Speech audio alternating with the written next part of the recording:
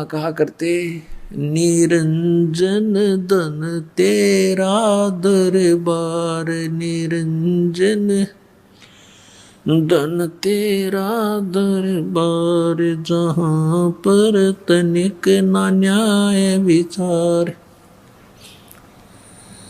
वैसा उड़ मुल मुल खासा, गल मोतियों के आर। वैसा उड़ मुल मुल खासा, गल मोतियों के आर। पतिव्रता को मिले न खादी, ये सूखा नरस आहार। निरंजन धन तेरा दरबार, निरंजन धन तेरा दरबार, जहाँ पर तनिक ना न्याय विचार। पाखंडी की पूजा जग में, संत को कहें लबाड़। पाखंडी की पूजा जग में, संत को कहें लबाड़। अज्ञानी को परम विवेकी, ज्ञानी को मूढ़ गंवार। निरंजन धन तेरा दरबार, निरंजन धन तेरा दरबार, जहाँ पर तनिक न न्याय विचार। कह कबीर सुनो भाई साधो, यहाँ सब उल्टा व्यवहार। कहे कबीर सुनो भाई साधो, यहाँ सब उल्टा व्यवहार।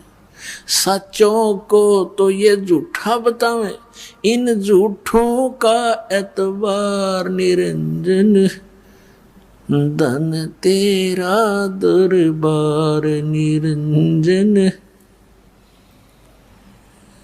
धन तेरा दरबार, जहाँ पर तनिक ना न्याय विचार। अब परमात्मा ये कहा करते थे कि इन पाखंडिया की पूजा जग में, और कबीर परमेश्वर को कहते हैं ये तो लबाड़ है। लबाड़ माने जो मुंह माववाए बोल देता है, वही कह देता है कि ब्रह्मा विष्णु महेश नासवान है, इनकी जन्म मृत्यु होती है और इनकी माता अष्टंगी है, इनका पिता ज्योत निरंजन है। कहती है झूठा है, झूठ बोलता है, ये सदग्रंथों पुराणों को क्या जाने, क्योंकि ये संस्कृत भाषा में लिखे हैं और संस्कृत भाषा के पढ़ने का अधिकारी केवल एक ब्राह्मण वर्ग होता था।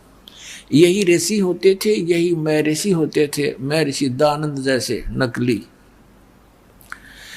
और इन्होंने बट्ठा बैठा दिया।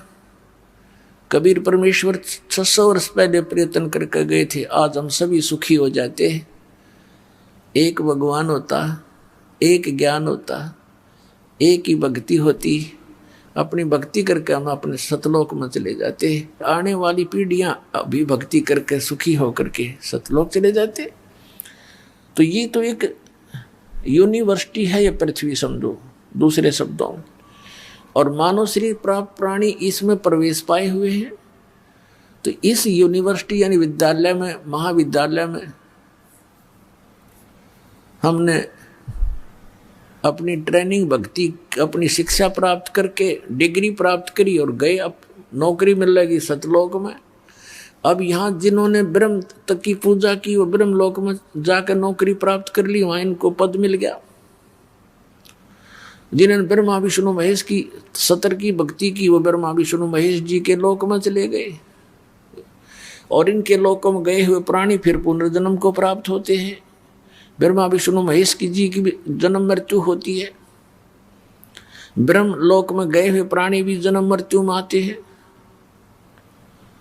तो हमने अब ये कौन सी ट्रेनिंग करनी है कि जहां जाने के बाद फिर लौटकर कभी संसार में नहीं आते, हमने वो साधना करनी है। उसके लिए कौन इष्ट है? वो परम अक्षर ब्रह्म हमारा इष्ट है और उसका नाम कबीर देव है। अब उसकी भक्ति करेंगे, हम सतलोक चले जाएंगे। अपना आत्मा अब भगवान का पता चलेगा आपको, क्योंकि हमने परमात्मा को पहचानना है।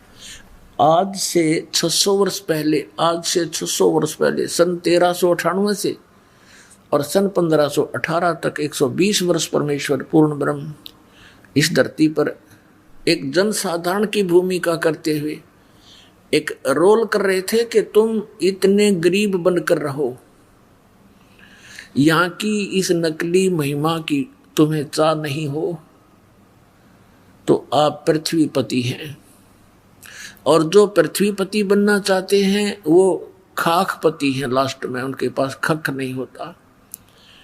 और ये पृथ्वी तो काल की है, इसने धोखा देने के लिए यहाँ पर ये नकली सुख दे रखा है, इससे बचना पड़ेगा। और कहते हैं परमात्मा में विश्वास दृढ़ कराने के लिए दिखाया मालिक ने रोल करके कि जिस प्रकार मैं साधना करता हूँ, अन्य देव की पूजा नहीं करता हूँ, कबीर परमेश्वर जी ने बताया।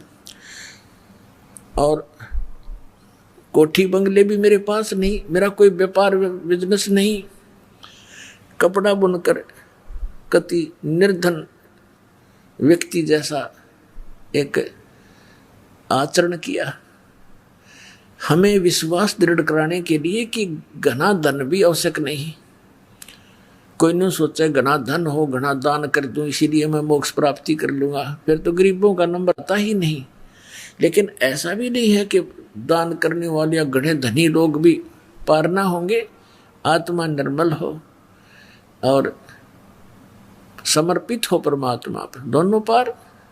पार तो मोक्ष भक्ति ने करना है, और भक्ति के साथ साथ मर्यादा अनिवार्य है। तो परमात्मा ने यही बताना चाहा था कि ये माया अच्छी नहीं।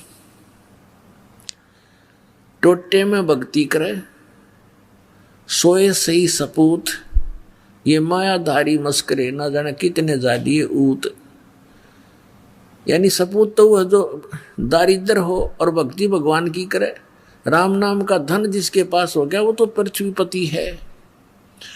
कबीर साहब कहते हैं, कबीर सब जग निर्धना, धनवंता ना कोई, धनवंता सो जानिए जिस पे राम नाम धन होवे। तो हमारे पास राम नाम धन होना चाहिए। राम नाम कौन सा? नकली नामों से जाप करने से राम नाम संग्रह नहीं होगा, वो धन संग्रहित नहीं होगा। ओरिजिनल नाम हो, पूर्ण गुरु हो, पूर्ण परमात्मा की शरण हो, तब हमारा राम नाम का धन इकट्ठा होगा।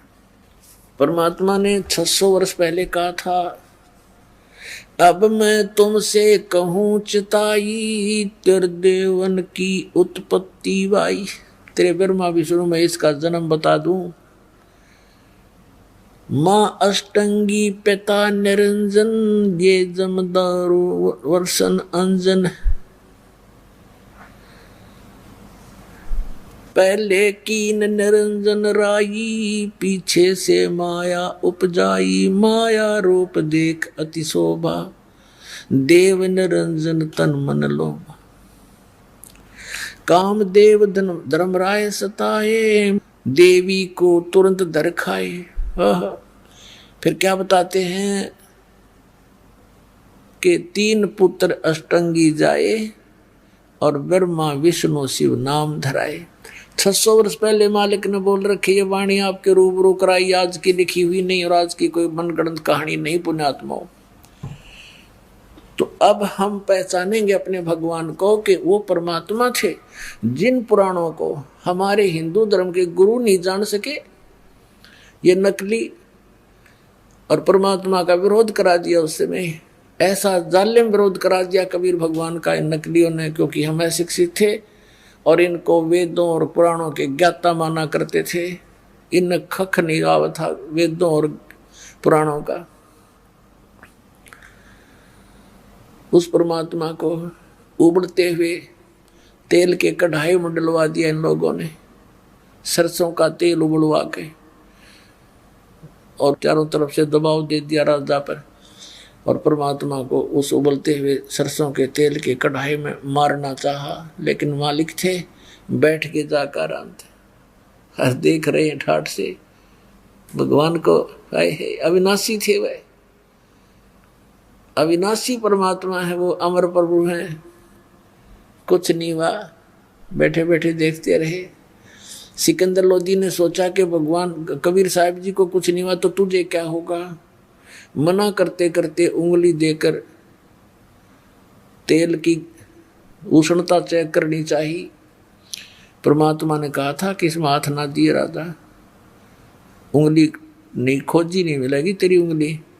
क्योंकि शेख तकी जो सिकंदर लोधी के धार्मिक गुरु थे वो महान दुष्ट था। उसने कह दिया कि ये जादू तंत्र जानता है, इसने तेल की तासीर ठंडी कर दी, ये उबलता उबलता नजर आ रहा, ये उष्णता नहीं रही। तो सिकंदर लोधी ने सोचा ला मैं उंगली देकर चेक कर लूं थोड़ी सी, फिर निकाल लूंगा जल्दी सी। अब ज्यों ही सिकंदर लोधी ने उंगली डाली, जितनी उंगली उस उबलते हुए सरसों के तेल में गई थी उतनी उंगली चढ़ करके और कट के अलग होगी। राजा बेहोश हो गया। जब परमात्मा बाहर आए, वो पहले तो छींटे छाटे मार कर जीवित किया पानी के ठंडे पानी से, तो होश में आते ही फिर वो पीड़ा घनी थी, फिर बेहोश हो गया। फिर दोबारा सचेत किया, परमात्मा ने पकड़ के वो उंगली पूरी कर दी, कटी हुई नहीं रही। बोलो सतगुरुदेव।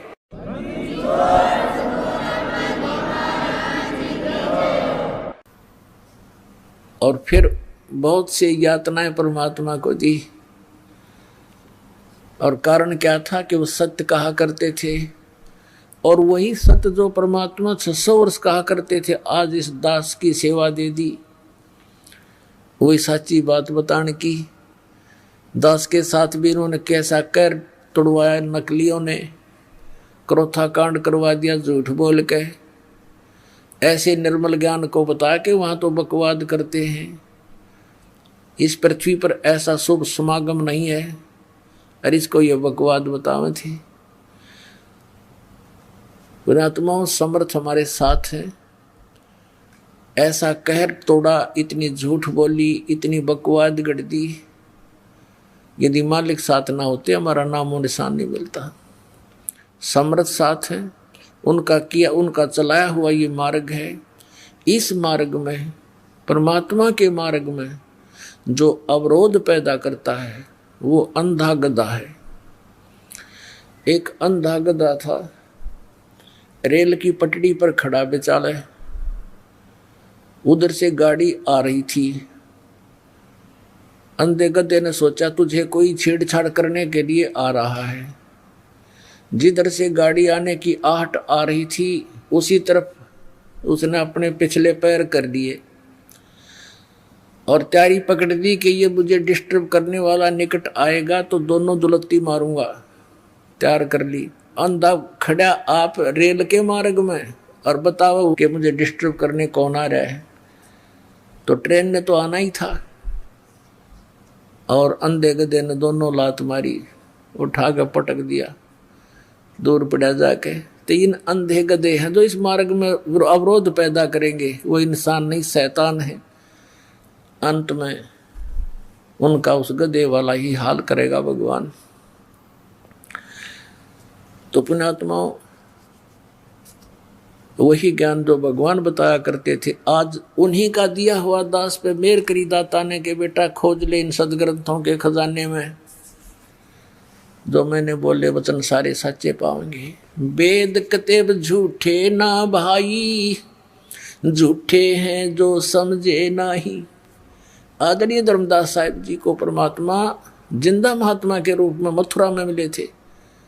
वो वहां पूजा पाठ करने गया हुआ था तीर्थ यात्रा पे। बहुत सा ज्ञान दिया। फिर परमात्मा ने अपना गवाह बनाना था, सचखंड लेकर गए, सतलोक में लेकर गए, जैसे आदरणीय नानक साहिब जी को लेकर गए जिंदा महात्मा के रूप में। बेई नदी से आदरणीय गरीबदास साहिब जी को ले गए, खेतों में गऊ चरा रहे थे, 10 वर्ष के बालक थे, जिंदा महात्मा के रूप में वहां आए और उनको लेकर के सचखंड सतलोक गए। फिर वापस छोड़ दिया इन सभी महापुरुषों को। जब धर्मदास जी वापस आए, पहले वो भले परमात्मा से ज्ञान सुना भी करते थे, लेकिन अंदर जगह ना बन रही थी, क्योंकि ये कथा सुनाने वाले एक कबीर परमेश्वर, भ्रमित करने वाले करोड़ों। तो धर्मदास जी पहले भी यही सोचा करते थे कि शायद वेदों में, किताबों में, पुराणों में जो लिखा वो सच्चा ही होगा, जो ये ब्राह्मण गुरु और ऋषि मंडलेश्वर बता रहे हैं। जब आंखों देखा ऊपर सारा कुछ कि ब्रह्मा विष्णु महेश की सतिथि क्या है, ये तो जन्म मृत्यु होती है, उनसे वार्ता कराई भगवान ने ले जा करके उनसे। जैसे आदरणीय नानक साहिब जी मर्दाना और बाला को साथ लेकर के ऊपर के लोकों में जहाँ तक ये पहुँच सकते थे वहाँ तक गए, उनसे वार्ता की और उनके सामने करवाई ताकि ये समझ सकें कि सच्चाई क्या है। तो ऐसे ही धर्मदास जी को सब ब्रह्मांड चेक दिखाकर तीसरे दिन वापस छोड़ा था। फिर धर्मदास जी ने कहा था, हे परमात्मा, इसका मतलब तो ये सिद्ध है कि वेद और कतेब झूठे हैं, जो उनमें लिखा है कि ब्रह्मा विष्णु महेश सर्वेश्वर हैं। वेदों में ब्रह्मा विष्णु महेश को सर्वशक्तिमान बताया है, अजर व अमर बताया है। तो परमात्मा ने कहा, वेद कतेब झूठे नहीं भाई, झूठे हैं ये समझे ना ही। ये झूठ बोलना है कि वेदों में ब्रह्मा विष्णु महेश सर्वशक्तिमान है। ये झूठ बोलते हैं कि पुराणों में कहीं नहीं लिखा कि उनकी जन्म मृत्यु होती है। ये पुस्तक आपके सदग्रंथ सच्चे हैं, लेकिन ये इनको समझ नहीं सके, इसलिए ये बताने वाले तुम्हारे गुरु झूठे। अब उन झूठे गुरुओं की दिखाऊंगा आपको निरी झलक, एक नहीं गुणीय झलक दिखाऊंगा। देखिएगा पवित्र शिव पुराण, ये गीता प्रेस गोरखपुर से प्रकाशित है, सचित्र मोटा टाइप, केवल हिंदी। संपादक है हनुमान प्रसाद पोदार। और ये प्रकाशित कहाँ से है? प्रकाशक एवं मुद्रक हैं गीता प्रेस गोरखपुर, गोविंद भवन कार्यालय कोलकाता का संस्थान। इसके आपको 98वें पृष्ठ पर ले चलते हैं। रुद्र संहिता 98वां पृष्ठ, संक्षिप्त शिव पुराण, यह है रुद्र संहिता। और हम यहाँ से नीचे से शुरू करेंगे, यहाँ से। ये 5वां अध्याय के अंत में यहाँ से लिंक हो जाएगा आगे का जो हम पढ़ना चाहते हैं। अपने पुत्र नारद की यह बात सुनकर लोक पिता मह ब्रह्मा वहाँ इस प्रकार बोले। नारद ने सृष्टि रचना के बारे में पूछा। ब्रह्मा जी को जैसा ज्ञान था वो यहाँ सुनाया 6ठे अध्याय में रुद्र संहिता और पृष्ठ नंबर 99 पर। ब्रह्मा जी ने कहा, ब्रह्मन देव शिरोमणे, तुम सदा समस्त जगत के उपकार में लगे रहते हो। तुमने लोगों के हित की कामना से बहुत उत्तम बात पूछी है। जिस समय समस्त चराचर जगत नष्ट हो गया था, सर्वत्र अंधकार ही अंधकार था, उस समय तत् सद ब्रह्म, इस श्रुति में जो सत सुना जाता है एकमात्र वही शेष था। 100 पृष्ठ पे जिस परब्रह्म के विषय में ज्ञान और अज्ञान से पूर्ण उक्तियों द्वारा इस प्रकार विकल्प किए जाते हैं, उसने कुछ काल के बाद द्वितीय की इच्छा प्रकट की। उसके भीतर एक से अनेक होने के का संकल्प उदित हुआ। तब उस निराकार परमात्मा ने अपनी लीला शक्ति से अपने लिए मूर्ति माने आकार की कल्पना की। फिर वो क्या बना देखिएगा, जो मूर्ति रहित परम ब्रह्म है उसकी मूर्ति भगवान सदाशिव है। ये सदाशिव कौन है? ये काल है, आगे पता लगेगा। ये ब्रह्म है, ब्रह्मा विष्णु महेश का पिता है। अर्वाचीन और प्राचीन विद्वान उन्हीं को ईश्वर कहते हैं। उस समय एकाकी रहकर स्वेच्छानुसार विहार करने वाले उन सदाशिव ने अपने विग्रह से स्वयं ही एक स्वरूप भूता शक्ति की सृष्टि की। विग्रह माने शरीर से, अब ये ब्रह्मा विचलित है। कबीर परमात्मा ने उनको ज्ञान देने की चेष्टा भी की थी, पर उनसे सुना हुए ज्ञान को दूसरी तरह घुमाकर बता रहा है कि सदाशिव ने अपने शरीर से एक स्त्री की उत्पत्ति की, जो उनके अपने श्रीअंग से कभी अलग होने वाली नहीं थी। उस पराशक्ति को प्रधान प्रकृति गुणवती माया जो काल के शरीर से निकली, उसके क्या नाम है, बुद्धि तत्व की जननी तथा विकार रहित बताया है। वह शक्ति अंबिका कही गई है। उसी को प्रकृति, दुर्गा को प्रकृति भी कहते हैं, ये याद रखना। सर्वेश्वरी त्रिदेव जननी ब्रह्मा विष्णु महेश की जन्म देने वाली तीनों की माता, नित्य और मूल कारण भी कहते हैं। सदाशिव द्वारा प्रकट की गई उस शक्ति के 8 भुजाएं हैं। हो गया स्पष्ट कि माँ अष्टंगी पिता निरंजन, ये जमदारुण वंशन अंजन। 3 पुत्र अष्टंगी जाए, ब्रह्मा विष्णु शिव नाम धराए। और आगे देखिए कंसेप्ट, नाना प्रकार के आभूषण उसके श्रीअंगों की शोभा बढ़ाते हैं। वह देवी नाना प्रकार की गतियों से संपन्न है और अनेक प्रकार के अस्त्र शस्त्र धारण करती है। हो गया स्पष्ट कि काल के शरीर से कौन निकली, या निकली, देखो या निकली, या अष्टंगी है और 8 अंगों में अस्त्र शस्त्र धारण करती है। ये देखिएगा, ये निकली अष्टंगी, 8 भुजाओं वाली, इसको अष्टंगी कहते हैं। अब हम शिवपुराण पढ़ रहे हैं, ये देखिएगा, उसको प्रकृति भी कहते हैं और उसकी 8 भुजाएं हैं। अष्टंगी है, वो तीनों देवताओं की माता है और वो अनेक प्रकार के अस्त्र शस्त्र धारण करती है। एकाएकनी होकर भी वह माया संयोग वसात अनेक हो जाती है। वे जो सदा शिव हैं उन्हें परम पुरुष ईश्वर शिव शंभु और महेश्वर कहते हैं। अब देखना, ये रुद्र संहिता का अब हम 6वां अध्याय पढ़ रहे हैं, 101 पृष्ठ पे। अब ये क्या कि वे अपने सारे अंगों पर भस्म रमाए रहते हैं। वो सदाशिव के हैं, जिसको इस पृष्ठ पे यहाँ भगवान सदाशिव हैं। अर्वाचीन और प्राचीन विद्वान उसी इन्हीं को महेश्वर कहते हैं। ये कौन है?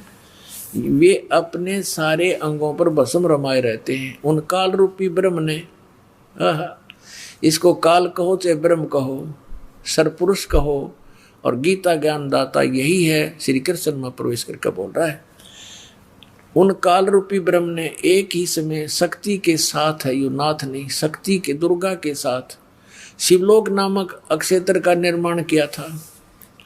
उस उत्तम अक्षेत्र को काशी कहते हैं। वे प्रिया और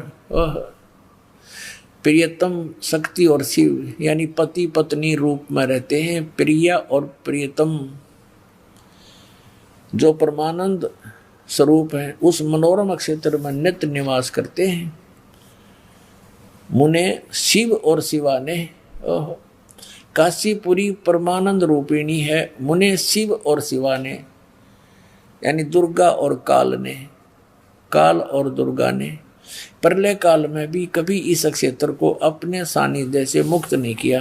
देवर से एक समय ब्रह्मा जी बता रहे अपने पुत्र नारद को, एक समय उस आनंद वन में रमण करते हुए शिवा और शिव के मन में ये इच्छा हुई, दुर्गा और काल के मन में, कि दूसरे पुरुष की सृष्टि करनी चाहिए, यानी कोई पुत्र उत्पन्न करना चाहिए, जिस पर सृष्टि संचालन का महान भार रखकर हम दोनों केवल काशी में रहकर इच्छा अनुसार विचरे और निर्वाण धारण करें।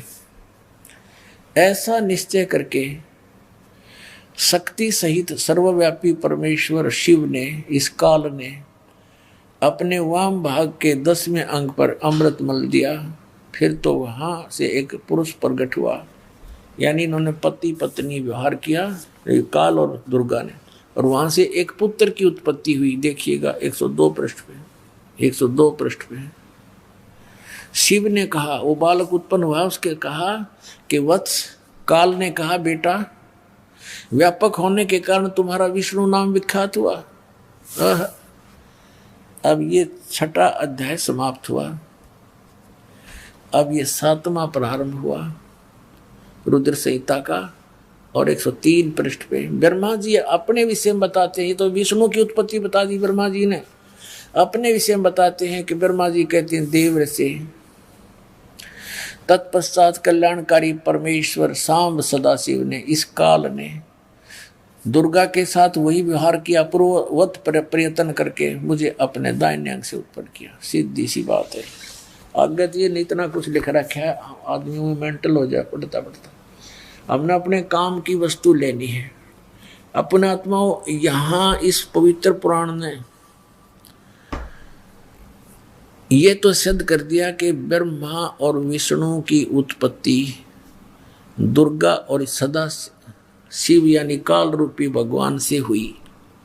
ये इनके पुत्र हैं। अब यहाँ अनुवाद करता इस बात से विचलित हो गया कि शिव से शिव की उत्पत्ति कैसे लिखूं, इसमें तो लिखा हुआ है, यहाँ तो लिखा नहीं। लेकिन आगे कहते चोर चुरावे तुमबड़ी वो गड्ढे पानी में, वह गड्ढे वह ऊपर आवनो सच्चाई छानी ना। ये देखिएगा, ये वही शिव पुराण है, हम आपको सुना रहे हैं। अब हम इसके 110 पृष्ठ पे आपको ले चलते हैं। ये रुद्र संहिता ही चल रही है और संक्षिप्त शिव पुराण 110 पृष्ठ पे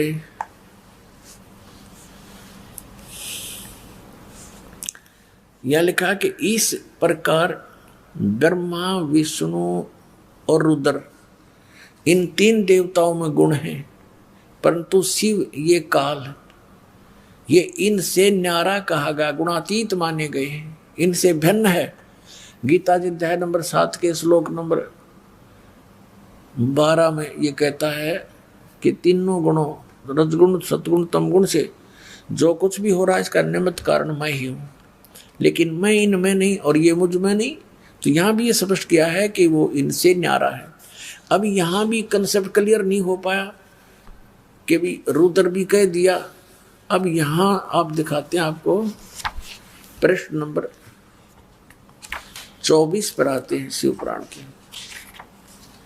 ये देखो, एक समय क्या हुआ, ब्रह्मा और विष्णु जी का आपस में इस बात पर युद्ध हो गया कि ब्रह्मा जी कहता है विष्णु जी को कि मैं तेरा बाप हूं, तेरी उत्पत्ति मुझसे हुई है क्योंकि मैं सबकी सृष्टि करता हूं। विष्णु जी कहने लगे नहीं, मैं तेरा पिता हूं, तू मेरी नाभि कमल से उत्पन्न हुआ है। ये कारण क्या होता है कि जिन महापुरुषों ऋषियों ने साधना करी, हठ योग करके समाधिस्थ हुए, तो इस काल भगवान ने किसी को तो ब्रह्मा के रूप में दर्शन दे दिया, क्योंकि उसने स्वयं प्रतिज्ञा कर रखी है कि मैं किसी के सामने अपने वास्तविक रूप में नहीं आऊंगा। तो ये कभी अपने पुत्र ब्रह्मा के रूप में दर्शन दे देता समाधि दशा में। तो जिस ऋषि ने समाधि दशा में ब्रह्मा जी के रूप में काल के दर्शन हो गए, उसने डंडोरा पीट दिया, मुनादी कर दी और ब्रह्मा जी के पास आकर कहने लगे, हे भगवान आप तो खुद परमात्मा हो, मैंने साधना करके आपको खोज लिया है। हर ब्रह्मा जी को पता भी कोई नहीं क्या कह रहे हैं, लेकिन एक ने, 2 ने, 10 ने ऐसे कहा तो ब्रह्मा जी फूल गए, चौकस हो गए, सचमुच मैं ही भगवान हूं। फिर तो ऐसे ही किसी को विष्णु जी के रूप में दर्शन दे दिए, तो वो विष्णु जी को कहता है कि खुद भगवान है, अपने को छुपाए बैठे हैं, ये तो परम पिता है, मैंने समाधि दशा में इनके दर्शन हो गए, मैंने खोज लिया भगवान ये परमात्मा है। ऐसे ही किसी को उसने शिव रूप में दर्शन दे दिए, अपने पुत्र तमोगुण शिव के रूप में।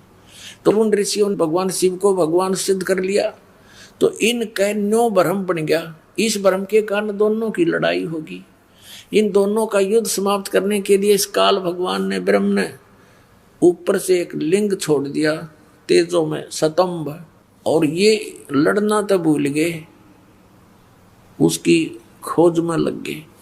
अब लंबा कहानी ना बताएं तो क्या है, उस समय ये काल अपने पुत्र शिव के रूप में प्रकट हो गया और इनसे क्या वार्ता करी देखिएगा।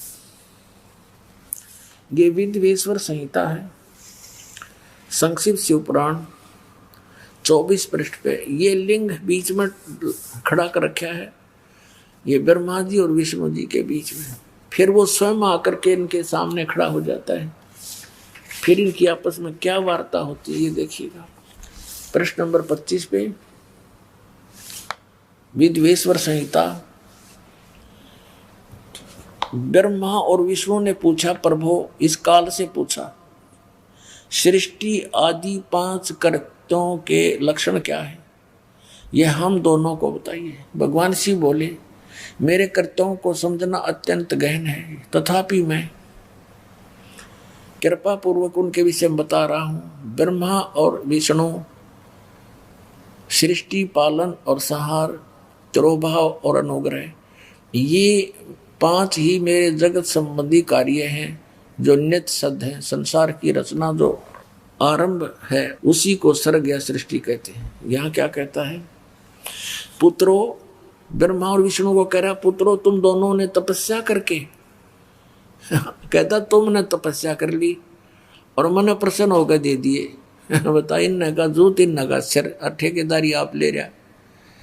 कहता तुमने तपस्या कर ली और मन खुश होकर दे दिए। तेरा बीच में कह रहे गए तपस्या करके अपना मेहनत मजदूरी करके प्राप्त किए। फिर भी देखो पुत्रो, तुम दोनों ने तपस्या करके प्रसन्न हुए मुझ परमेश्वर से सृष्टि और सतिथि नामक 2 कृत, ये 2 पोस्ट, 2 पद प्राप्त किए हैं। ये तुम बहुत प्रिय। इसी प्रकार मेरी विभूति स्वरूप रुद्र और महेश्वर ने है, यो मैं नहीं है, ने 2 अन्य उत्तम कृत्य संहार और तिरोभाव मुझसे प्राप्त किए, परंतु अनुग्रह नामक कृत दूसरा कोई नहीं पा सकता। अब देखो, अब क्या हो गए, 2 तो ये हो गए ब्रह्मा और विष्णु, इसने सृष्टि और सतिथि नामक के 2 जॉब मिल गई, और रुद्र और महेश्वर ये 4 हो गए, और 5वां यू बोलनिया। इतना स्पष्ट हो गया अपना आत्मा। अब ये भी सिद्ध करना पड़ेगा कि वो काल बोल रहा था। ये काल है ब्रह्मा विष्णु महेश का पिता, और दुर्गा इनकी माता, अष्टंगी, 8 भुजाओं में शस्त्र ले रही, इसको अष्टंगी भी कहते हैं। ये देखिएगा। अब इसी पर इस 26 पृष्ठ पर ही अभी आप यहाँ पढ़ रहे थे, और अब यहाँ पढ़ेंगे हम इसी पर। मैंने पूर्व काल में अपने स्वरूपभूत मंत्र का उपदेश किया है, जो ओंकार के रूप में प्रसिद्ध है। वह महामंगलकारी मंत्र है। सबसे पहले मेरे मुख से ओंकार यानी ओम प्रकट हुआ, जो मेरे स्वरूप का बोध कराने वाला है। ओंकार वाचक है, मैं वाच्य हूँ। यह मेरा मंत्र है, यह मंत्र मेरा स्वरूप ही है। प्रतिदिन ओंकार का निरंतर स्मरण करने से मेरा ही सदा स्मरण होता है। मेरे उत्तरवर्ती मुख से अकार का, पश्चिम मुख से उकार का, दक्षिण मुख से मकार का, यानी ए, ऊ और मैं, जिससे ये ओम बनता है, और पूर्ववर्ती मुख से बिंदु, ये जो ओम है इसके विषय बता रहा कि यू ए, ऊ और यू पर बिंदु, तथा मध्यवर्ती मुख से नाद का प्राकाट्य हुआ है। इस प्रकार 5 अवयवों से युक्त ओंकार का विस्तार हुआ। इन सभी अवयवों से, इन सभी पार्टों से ए, ऊ, मैं, बिंदु और इस बिंदु से, नाद से, कहते ये एकीभूत होकर यह प्रणव ओम नामक एक अक्षर हो गया। ये ओम नामक एक अक्षर है, ओम। इसको ओंकार कहो, इसको ओम कहो, और चाहे ऐसा लिखकर इसको एक अक्षर ओम कहो। ये ओम है, एक अक्षर हो गया, और ये मेरा मंत्र है। असली मंत्र कहता है ये है मेरा। अपने आत्माओं, यहाँ इन्होंने ओम नमः शिवाय ये 5 अक्षर मंत्र बता दिया। ये कहीं भी मूल संस्कृत में ये नहीं, इसलिए इन्होंने अलग भाषा में लिखा है, और हमने इसको ना समझ कर इन ज्ञानियों द्वारा अनुवाद किया हुआ इसका रट लगा दिया, जबकि ये कोई मंत्र नहीं है उनमें सिवाय, ना गीता जी में ना वेदों में। ना श्रीमद् भगवत गीता में, ना पवित्र चारों वेदों में। तो ये मनमुखी आचरण के नाम है जो हमें यूजलेस थे, कोई लाभ नहीं हुआ। पुण्यात्मा, परमात्मा ने जो 600 वर्ष पहले ज्ञान दिया था, आज वही ज्ञान हमारे सदग्रंथों में विद्यमान है। तो भगवान कौन है? Kabir is God, Kabir is God. उस परमात्मा को जिसको ये निरक्षर बतावे थे, ये अक्षर नहीं जानता, शिक्षा नहीं जानता, ये क्या जाने वेदों के बारे में। 600 वर्ष पहले मालिक ने बोला था, इन पुराणों ने स्पष्ट कर दिया, और परमात्मा ने ये भी कंसेप्ट क्लियर कर दिया था, धर्मदास ये वेद कतेब झूठे नहीं है, पुराण झूठी नहीं है। झूठे तो ये हैं जो इनको समझ ना रहे, बकवाद गढ़न लग रहे, अज्ञानी है सारे, काल ने इनकी बुद्धि बांध रखी है, रोज पढ़ने समझ में आती नहीं। ये तो परमात्मा ने दया करी पुण्यात्माओं अपने पे है, और ये अनमोल रत्न अपने हाथ लाग गया। गरीब की इसने छोड़ने हम, ये तो मुश्किल तो दाव लगे। श्रीमद् भगवत गीता अध्याय नंबर 8 के श्लोक नंबर 13 में गीता ज्ञानदाता कहता है कि ओम इति एकाक्षरम ब्रह्म व्यवहारन मामनुसमरण ये प्रयाति तजंदेहम स याति परमाम गतिम। गीता ज्ञानदाता श्री कृष्ण जी में प्रवेश करके ये काल बोल रहा है कि मुझ ब्रह्म का, ये ब्रह्म बोल रहा है, मुझ ब्रह्म का ओम इति एकाक्षरम, ये केवल यह एक ओम अक्षर है।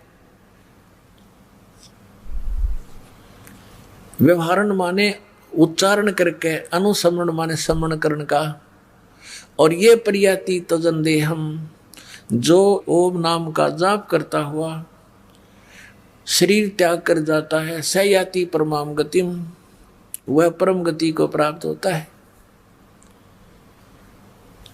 पुण्यात्माओं, अब परमात्मा कौन है? कबीर। और कबीर कौन है? वो परम पूज्य परमात्मा जो जुलाहा धारण की भूमिका करके 120 वर्ष तक इस पृथ्वी पर रहे और काशी के अंदर प्रगट रहे, सह शरीर आए थे, सह शरीर चले गए थे। अब आपको थोड़ी झलक दिखाता हूं, ये देखिएगा। श्रीमद् भगवत गीता जयदयाल गोविंद का इसके अनुवादक हैं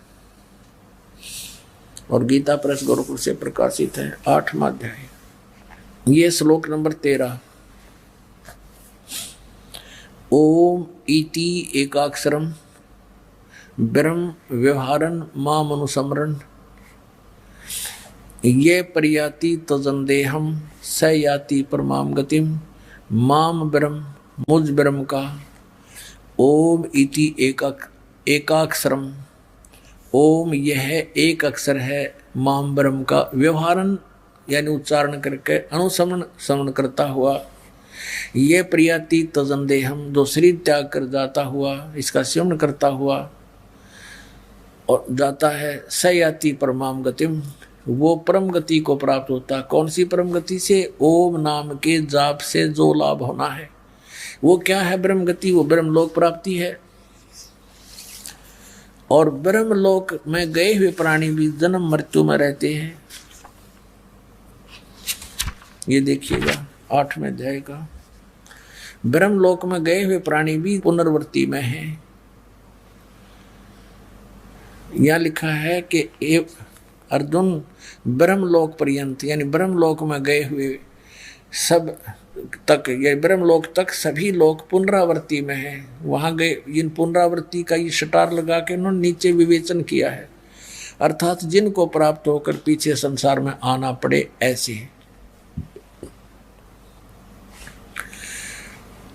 हे अर्जुन, ब्रह्मलोक पर्यंत सब लोग पुनरावृत्ति में है, परंतु कौनते मुझको प्राप्त होकर पुनर्जन्म नहीं होता। ये अनुवाद गलत कर दिया इन्होंने, क्योंकि बुद्धि कमजोर थी। इसका अर्थ है कि अर्जुन, ब्रह्मलोक तक सभी लोग पुनरावृत्ति में है, वहां गए प्राणी भी वापस आते हैं, जन्म मृत्यु में आते हैं।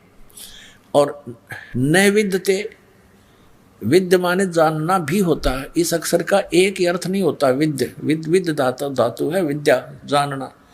जो ये नहीं जानते तो मुझे माम उपेत तू, मुझे प्राप्त होकर भी हे अर्जुन कुंती पुत्र उनका पुनर्जन्म होता है। यदि हम इसका ये इन वाला अर्थ करें तो फिर देखिएगा पुण्यात्मा, अध्याय नंबर 4 के और श्लोक नंबर 5 और 9 में, गीता अध्याय नंबर 2 के श्लोक नंबर 12 में और अध्याय नंबर 10 के श्लोक नंबर 2 में स्पष्ट क्या कर दूं, तेरे और मेरे बहुत जन्म हो चुके, तू नहीं जानता मैं जानता हूं। तो फिर ये कहना कि मुझे प्राप्त होकर उनकी जन्म मृत्यु नहीं होती, ये अनुवाद गलत है। ये देखिएगा अध्याय नंबर 4 का और श्लोक नंबर ये 5 है, यहां से शुरू होता है। बहुनानी यहां से पढ़ेंगे हम। हे प्रणतम अर्जुन, मेरे और तेरे बहुत से जन्म हो चुके हैं, उन सबको तू नहीं जानता मैं जानता हूं। सीधा हो गया कि मेरे और तेरे बहुत से जन्म हो चुके हैं, इसका मतलब ये नासवान है। फिर 9 में यही 8वें अध्याय का 9वां श्लोक यहाँ पर है। अर्जुन मेरे जन्म और कर्म दिव्य अर्थात निर्मल और अलौकिक है, दिव्य है अलौकिक है। इस प्रकार जो मनुष्य तत्व से जानता है, जानने वाला शरीर को त्याग कर फिर जन्म को नहीं प्राप्त होता, किंतु मुझे ही प्राप्त होता है।